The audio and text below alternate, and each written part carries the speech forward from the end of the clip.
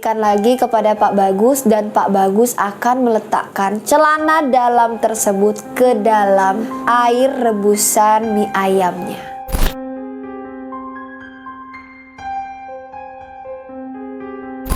Ada sosok jin yang sangat menyeramkan berdiri tepat di samping panci kuah mie ayam miliknya.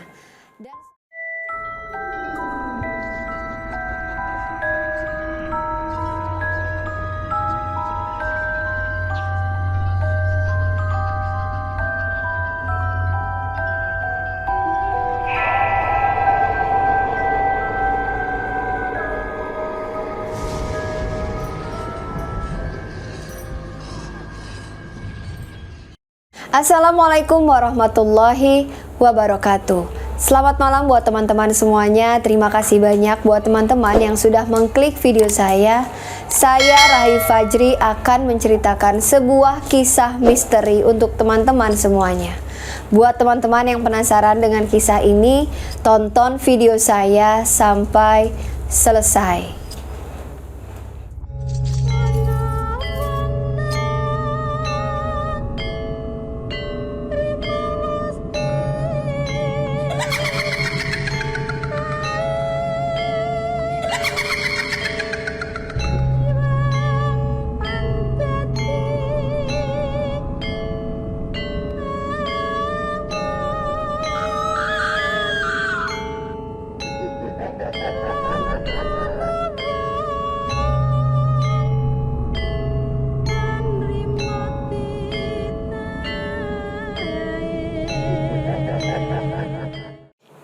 Pada malam hari ini saya akan menceritakan sebuah kisah yang cukup membuat saya kebingungan dan aneh. Baru kali ini saya mengetahui ada hal yang dilakukan seperti ini yang akan saya ceritakan di video saya pada malam hari ini. Jadi malam hari ini kembali saya akan menceritakan sebuah kisah yang saya dapatkan dari salah satu teman subscriber saya. Di sini kita sebut saja namanya Elis. Jadi pada tahun 1990-an ada sepasang suami istri yang hidupnya sederhana dan mereka memiliki usaha kecil-kecilan warung mie ayam. Di sini kita sebut saja Bu Dea dan Pak Bagus. Bu Dea dan Pak Bagus ini adalah pasangan suami istri yang baru saja menikah, belum terlalu lama menikah. Jadi sebelum Pak Bagus ini memiliki warung mie ayam, Pak Bagus ini pernah bekerja di salah satu perusahaan. Namun pada saat itu Pak Bagus ini terkena PHK massal.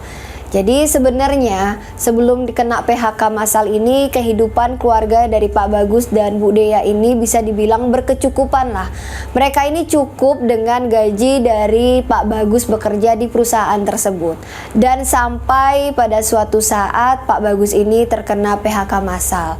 Jadi Pak Bagus akhirnya memutuskan untuk membuka warung kecil-kecilan, yaitu warung mie ayam dari hasil pesangon PHK-nya Pak Bagus.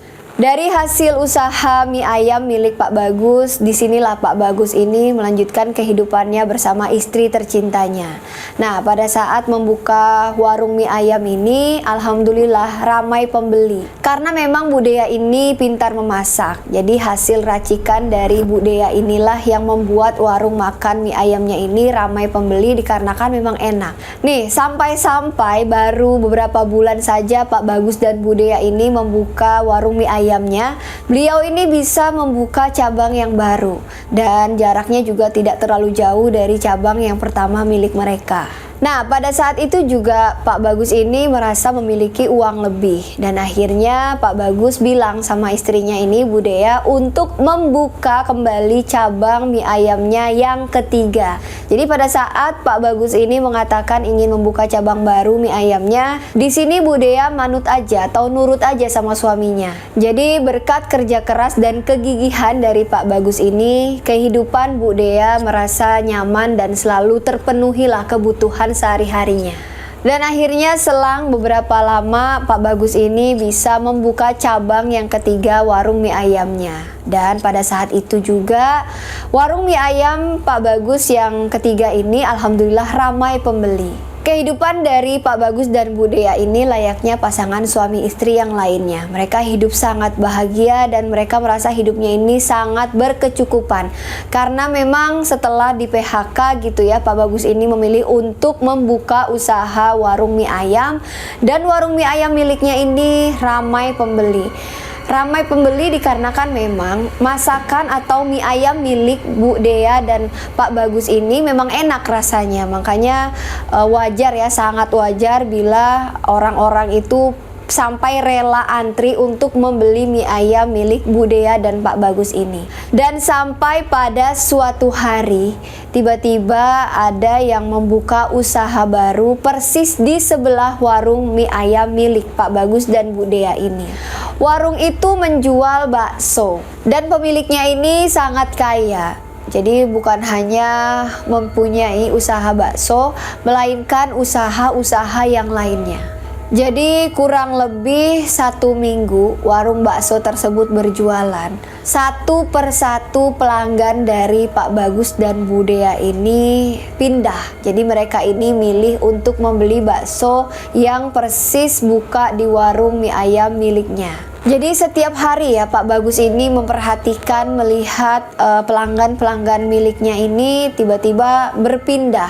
Yang biasanya membeli mie ayam miliknya tiba-tiba saja semenjak warung bakso itu buka, setiap hari Pak Bagus ini kehilangan pelanggan-pelanggan yang biasa makan mie ayam di warungnya. Namun pada saat itu Pak Bagus ini masih berpositif thinking gitu ya. Ya udahlah, mungkin karena memang dia baru buka, orang pada pengen nyobain, ya wajar lah kalau misal orang itu masih penasaran. Nah, jadi setelah 1 minggu, 2 minggu, nah memasuki minggu ketiga, Pak Bagus ini sudah mulai merasa gelisah karena yang biasanya warung mie ayamnya itu ramai pembeli ya. Namun setelah 3 minggu berturut-turut, setiap hari pelanggannya itu sudah nggak ada lagi yang berdatangan. Bahkan nih pernah dalam 1 hari itu 1 orang pun nggak ada yang membeli mie ayam miliknya. Hari demi hari Pak Bagus ini menjalani kehidupannya yang benar-benar terasa suram bagi Pak Bagus. Disitulah Pak Bagus ini berpikir keras bagaimana caranya bisa mengembalikan pelanggan-pelanggan yang memang sudah setia di warung mie ayamnya itu untuk bisa membeli mie ayamnya kembali. Dan bukan cuma itu saja. Jadi Pak Bagus ini kembali dibikin pusing, kembali dibikin gelisah. Dan semenjak warung bakso tersebut membuka cabang-cabang di dekat cabang mie ayam milik Pak Bagus, alhasil cabang-cabang milik Pak Bagus ini pun juga ikutan sepi. Jadi semua pelanggan-pelanggannya itu beralih dan gak ada yang kembali lagi ke warung mie ayam milik Pak Bagus. Dan dengan sangat terpaksa 2 cabang milik Pak Bagus yang dengan susah payah beliau ini buka gitu ya, dari hasil ngumpulin uang, akhirnya dengan sangat terpaksa 2 warung tersebut ditutuplah sama Pak Bagus dikarenakan memang sangat sepi pengunjung. Akhirnya Pak Bagus ini hanya memiliki 1 warung mie ayam saja. Akhirnya Pak Bagus mencari cara bagaimana agar mendapatkan uang lebih supaya menutupi atau memenuhi kebutuhan keluarganya dan menutupi atau bisa membantu lah ya usaha warung mie ayamnya ini supaya nggak tutup. Nah, karena Pak Bagus ini memiliki sepeda motor, akhirnya Pak Bagus ini terpikir untuk menjadi tukang ojek. Karena beliau ini memiliki sepeda motor, akhirnya Pak Bagus ini terpikirlah untuk menjadi tukang ojek agar bisa membantu kebutuhan keluarganya. Dan pada saat itu Pak Bagus menjadi tukang ojek dan Bu Dea ini tetap menjaga di warung mie ayam miliknya. Jadi Pak Bagus ini menjadi tukang ojek di salah satu pasar di desanya. Nah, jadi selama Pak Bagus ini menjadi tukang ojek, penghasilannya itu lebih besar daripada pendapatan dari warung mie ayam miliknya. Dan pada saat warung mie ayam milik Pak Bagus ini sudah diambang kebangkrutan, di sini Pak Bagus benar-benar sudah sangat pusing, udah nggak tahu lagi lah harus kayak gimana. Bagaimana caranya supaya Pak Bagus ini bisa mengembalikan warungnya ini supaya ramai kembali. Akhirnya di saat pikiran Pak Bagus ini sedang kalut lah gitu ya, kacau, Pak Bagus masih tetap menjalankan pekerjaan sampingannya sebagai tukang ojek di pasar. Nah, jadi pada suatu hari, pada saat Pak Bagus ini sedang mangkal di pasar, tiba-tiba saja ada ibu-ibu yang pada saat itu menanyakan sebuah alamat kepada Pak Bagus. Jadi ibu-ibu tersebut memberikan sebuah kertas yang bertuliskan alamat dan meminta Pak Bagus ini untuk mengantarkannya ke alamat tersebut. Mas, permisi mas. Oh iya bu, kenapa? Mas, tahu alamat ini nggak? Kalau misal tahu, boleh dong anterin saya ke sana. Akhirnya Pak Bagus melihat alamat tersebut dan Pak Bagus mengatakan, oh ini mas saya tahu bu, yaudah yuk saya anterin. Dan akhirnya Pak Bagus pun mengantarkan ibu tersebut ke alamat yang dituju. Nah, jadi sebelum Pak Bagus ini sampai ke alamat yang dituju oleh ibu tersebut, tiba-tiba saja di tengah jalan ibu ini memberhentikan Pak Bagus dan menyuruh Pak Bagus ini untuk berhenti. Dan posisinya itu di tengah ladang jagung.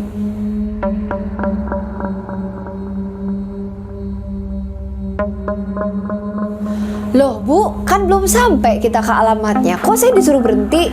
Jadi sebenarnya Bagus ini tuh bingung, dalam hatinya tuh dia tanda tanya. Sebenarnya ibu ini mau ke rumah siapa sih? Rumah siapa sih yang dia tuju? Nah, setelah ibu ini turun dan bilang kayak gitu sama Bagus, jadi ibu ini juga bilang sama Bagus, Mas kalau bisa Mas tunggu aja di sini, jangan kemana-mana. Nanti kalau udah saya selesai, anterin lagi saya ke pasar. Dan akhirnya Bagus pun mengiyakan perkataan dari sang ibu tadi karena memang sudah diiming-imingi dengan uang yang lumayan besar pada saat itu. Akhirnya setelah beberapa lama Pak Bagus ini menunggu, ibu itu kembali datang ke tempat Pak Bagus menunggu dan dia bilang kalau urusannya itu udah selesai. Dan akhirnya Pak Bagus pun mengantarkan ibunya itu kembali ke pasar. Jadi di perjalanan ibu yang tadi diantar oleh Pak Bagus ini bilang sama Pak Bagus, Mas, kenapa sih dari tadi kayaknya mukanya kusut banget sih? Dari pas awal nganterin saya sampai sekarang kayaknya Mas kayak lagi banyak masalah ya? Emang ada apa Mas? Coba deh cerita ya, mana tahu saya bisa bantu. Ya gimana ya Bu? Jadi saya itu sebenarnya punya 3 warung mie ayam Bu.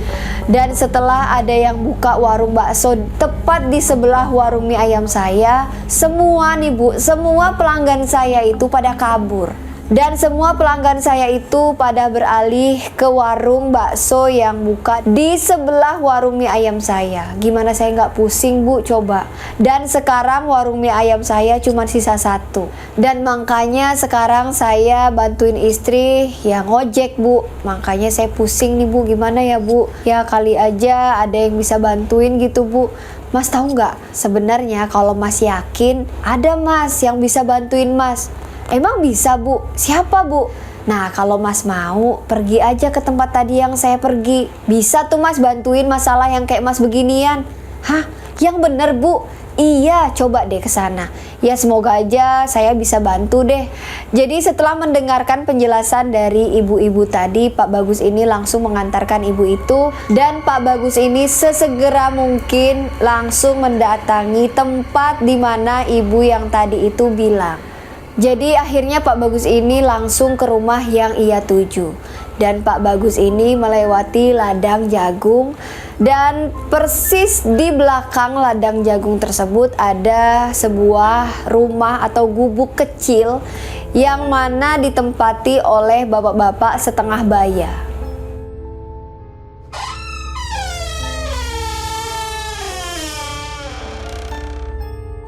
Jadi pada saat melihat gubuk kecil tersebut, Pak Bagus ini langsung bergegas ya masuk ke dalam gubuk itu dan mengetuk pintu gubuk itu. Dan akhirnya setelah beberapa lama pintu itu diketuk, akhirnya bapak-bapak paruh baya lah ya keluar dari gubuk itu dan menatap Pak Bagus ini dengan tatapan yang sangat membuat Pak Bagus ini merasa takut. Karena memang tatapan bapak itu sangat tajam dan menakutkan. Namun pada saat itu juga, jadi bapak itu langsung menyuruh Pak Bagus ini untuk masuk ke dalam gubuk tuanya itu. Jadi pada saat Pak Bagus ini masuk ke rumah bapak paruh baya itu, nah bapak itu langsung mengetahui ya maksud dan tujuan dari Pak Bagus ini datang ke rumahnya. Jadi di sini teman-teman, ternyata Pak Bagus ini mendatangi rumah seorang dukun yang memang lumayan tersohor lah di kampung itu. Dikarenakan Pak Bagus ini gak terlalu peduli gitu ya dengan lingkungan sekitarnya, dia juga memang orangnya itu benar-benar gigih, giat untuk bagaimana caranya supaya warungnya ini bisa ramai tanpa dia itu melakukan yang macam-macam lah. Nah, jadi memang Pak Bagus ini nggak terlalu tahu yang namanya orang pintar, dukun atau apapun itu. Dia memang terlalu fokus untuk bagaimana caranya supaya warung mie ayamnya ini bisa berkembang. Dan semuanya memang benar. Jadi dalam waktu beberapa bulan saja, karena memang kegigihan dari Pak Bagus ini, karena memang masakan istrinya itu memang enak, warung mie ayam Pak Bagus ini tanpa embel-embel apapun bisa maju dengan sangat pesat. Jadi pada saat itu Pak Bagus ini menceritakan kembali lah kalau warung mie ayamnya ini sudah diambang kebangkrutan.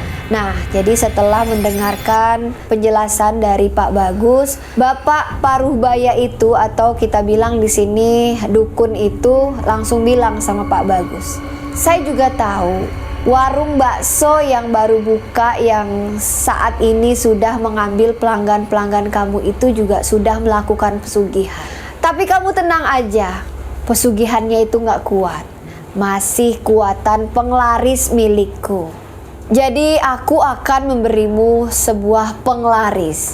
Syaratnya adalah kamu harus membawa celana dalam kepadaku dan aku akan melakukan ritual." Jadi di sini Pak Bagus disuruh mencuri celana dalam dan celana dalam tersebut dibawa kembali ke dukun tersebut dan dukun tersebut akan melakukan ritual atau celana dalam itu nggak tahu lah ya diapain, dan celana dalam tersebut akan diberikan lagi kepada Pak Bagus dan Pak Bagus akan meletakkan celana dalam tersebut ke dalam air rebusan mie ayamnya.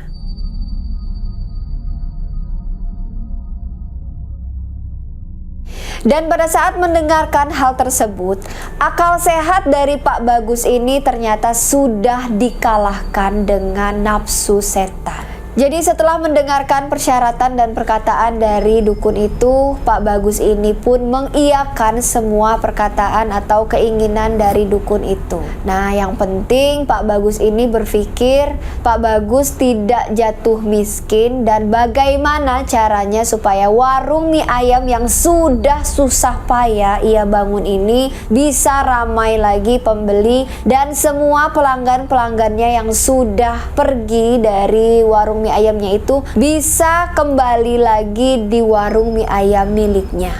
Akhirnya Pak Bagus ini pamit pulang ke rumahnya. Jadi pada malam hari itu juga Pak Bagus ini bilang sama istrinya Bu Dea mau mencari udara segar di luar. Nah, jadi pada saat Pak Bagus ini di luar, disitulah Pak Bagus ini melancarkan aksinya untuk mencuri celana dalam milik tetangganya. Setelah celana dalam ia dapatkan dan Pak Bagus pun kembali pulang ke rumah. Jadi semua hal itu dirahasiakan ya dari istrinya Bu Dea ini.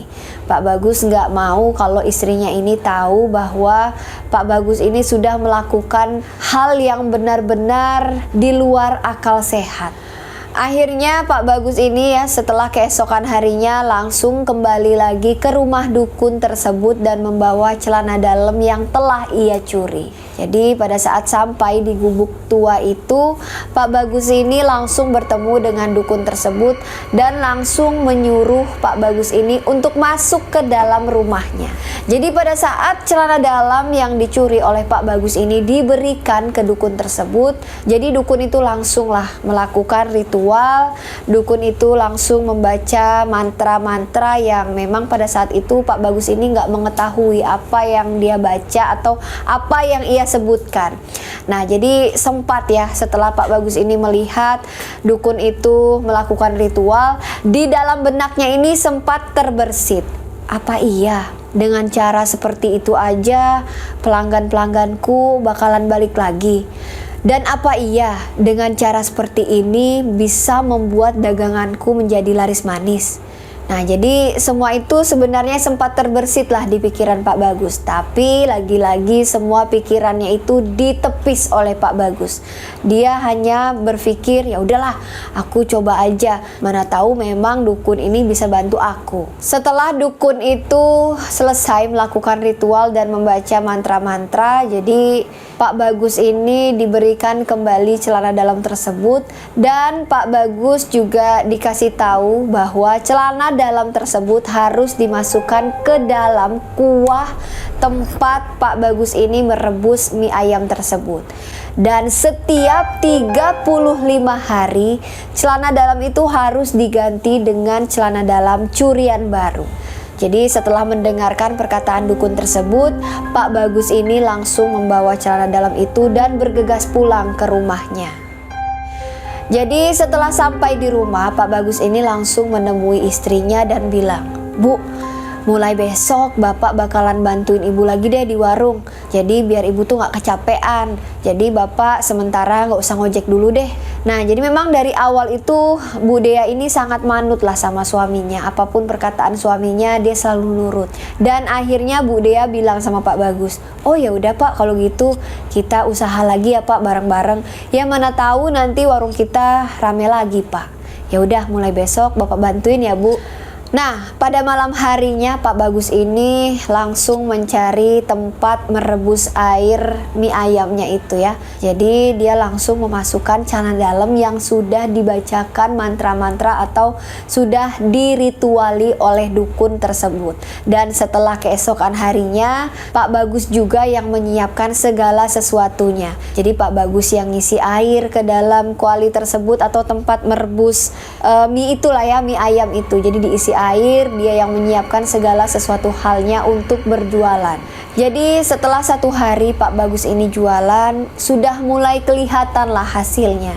Jadi adalah satu persatu pelanggannya ini datang dan membeli mie ayamnya. Jadi setelah melihat itu, Pak Bagus ini yakin bahwa cara yang ia tempuh ini sangat manjur. Ya walaupun memang gak instan.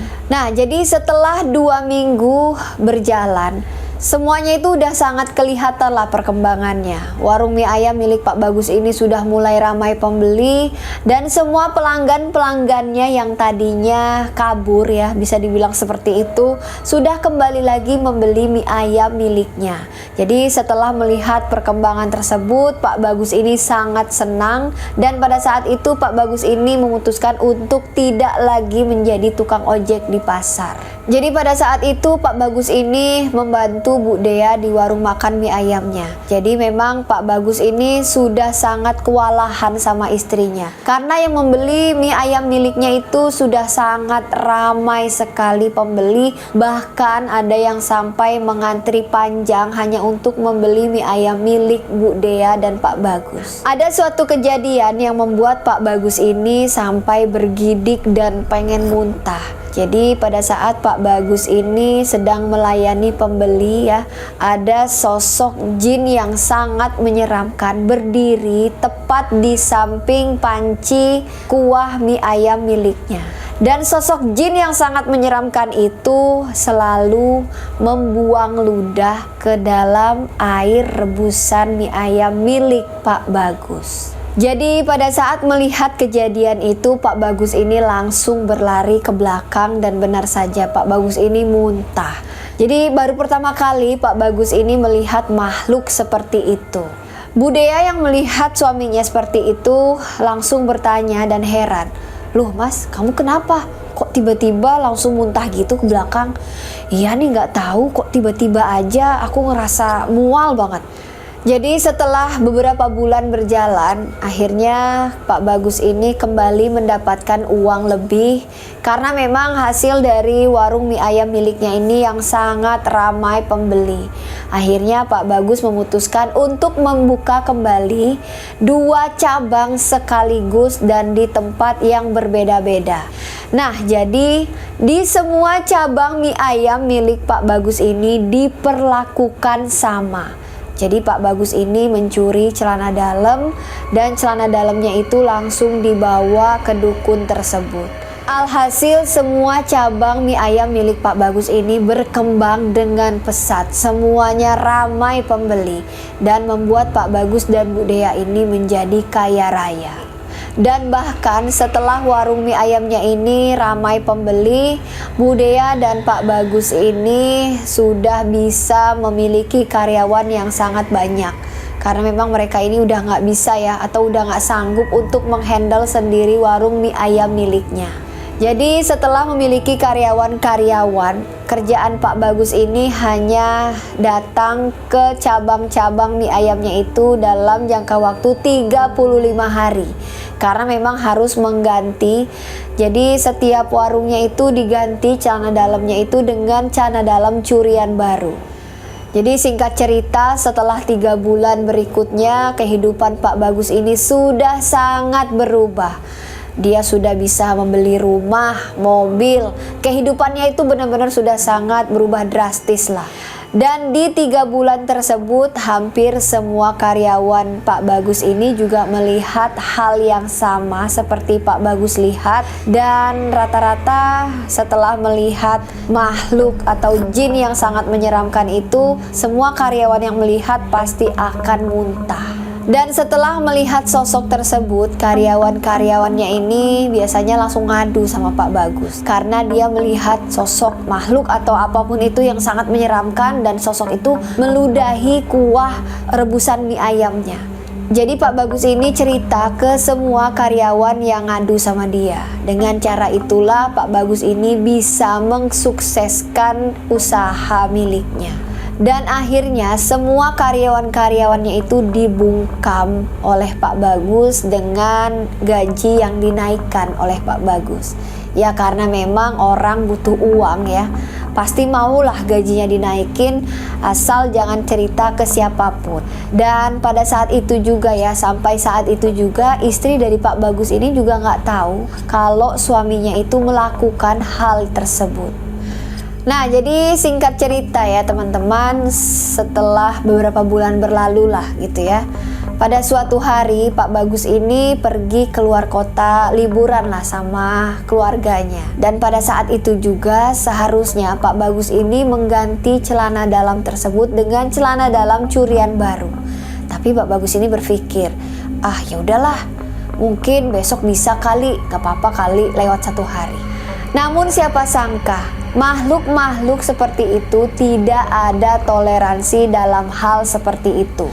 Kalau 35 hari harus diganti, ya harus diganti. Mau itu sedang diambang apapun kek, mau itu sedang di mana kek, nggak ada urusannya. Pokoknya kalau 35 harus diganti, ya harus diganti. Nah, jadi pada saat karyawan dari Pak Bagus ini sedang melayani pembeli, ada suatu kejadian yang sangat membuat heboh karena tiba-tiba saja celana dalam tersebut mengambang ke permukaan. Nah, jadi melihat kejadian itu karyawan Pak Bagus ini langsung kaget. Dan pada saat yang bersamaan juga ada salah satu pembeli dan melihat kejadian tersebut. Sontak pembeli itu langsung berteriak, "Loh Mas, kok ada celana dalamnya sih?"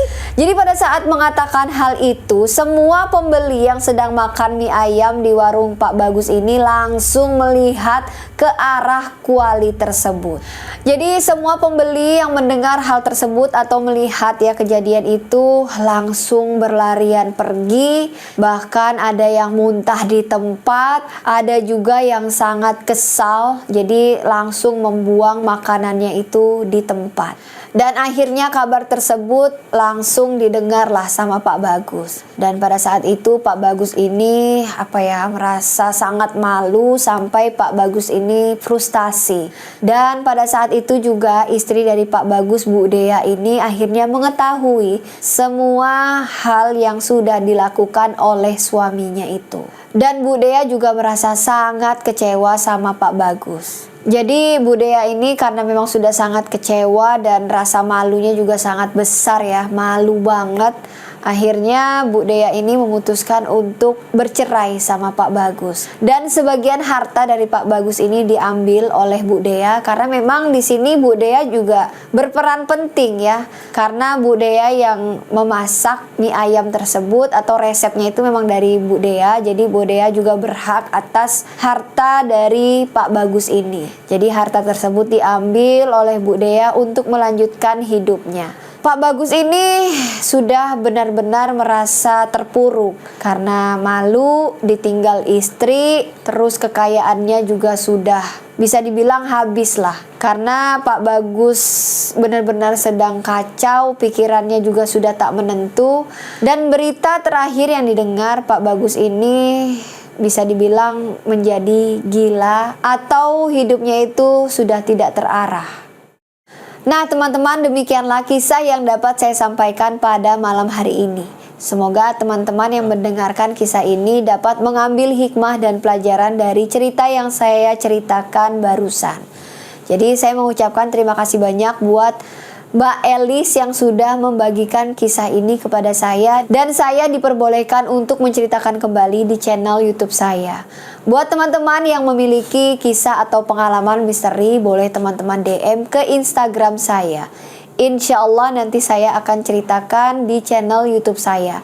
Atau mungkin teman-teman mau bergabung dalam segmen silaturahmi, boleh teman-teman DM ke Instagram saya. Insya Allah jadi nanti saya bersama tim akan mendatangi teman-teman. Jadi nanti teman-teman sendiri yang akan menceritakan pengalaman misterinya. Buat teman-teman yang mungkin baru saja bergabung di channel YouTube saya, jangan lupa diklik tombol subscribe, nyalakan juga loncengnya supaya teman-teman tidak ketinggalan apabila saya mengupload video terbaru. Jangan lupa di like, di komen, dan jangan lupa dibagikan ke media sosial teman-teman yang lainnya. Jangan lupa juga di follow akun Instagram saya Rahayu_Fajri dan akun TikTok saya Rahayu_Fajri. Jadi nanti di sana saya akan mengupdate video terbaru dari channel YouTube Rahayu Fajri. Saya mohon maaf apabila terdapat kekurangan di dalam video saya kali ini. Saya Rahayu Fajri pamit undur diri. Wassalamualaikum warahmatullahi wabarakatuh. Jangan lupa selalu ada misteri di sekitar kita.